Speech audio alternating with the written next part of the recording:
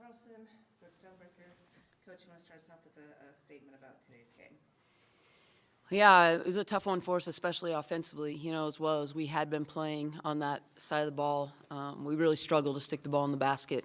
I think you got to give Western credit. I think they did a nice job of being disruptive, but, we got shots that, again, I would want these guys to take 10 times out of 10, but the ball's got to go in the basket, and that was tough for us today. All right. Coach Zuricki, we know coming in, she was one of the top scorers in the MAC, and she seemed to do the most damage, obviously. So what was the plan to try and get her out of her game? Yeah, I thought we contained her pretty well in the first half, but in the second half, I thought she kind of got going. We made her get rid of the basketball in the first half, and in the second half, I think we gave her too much space. And then you saw how effective she can be, especially around the rim at finishing. And defensively, like I said, outside of her, you guys really kind of held them at somewhere in the neighborhood of where you would like to be on most nights. Yeah, for sure. I mean, I think when you hold a team to 65, you really expect to be in it and have a chance to win. And again, as well as we had been playing offensively, it's kind of a tough one to swallow, but we got to find a better way to have better flow offensively. And then, again, our key people have to get comfortable during the course of a ball game with the shots that they get and be a little bit more effective. But, this is as much my fault as anybody's. We have to be better from a preparation standpoint.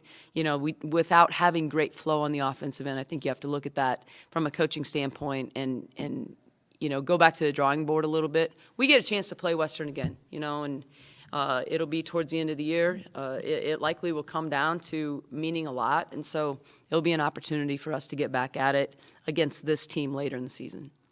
And then, Brooke, you had a career high in rebounds, so what was your mindset just getting after the ball? And you've been doing really well rebounding of late, so what's kind of been the key to that?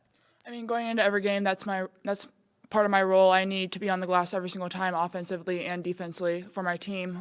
Most of the time, I'm the tallest person out there, so I need to use my height to my advantage. And that's a mentality. Rebounding is a mentality. You just got to go get it. You got to box your person out and go get it.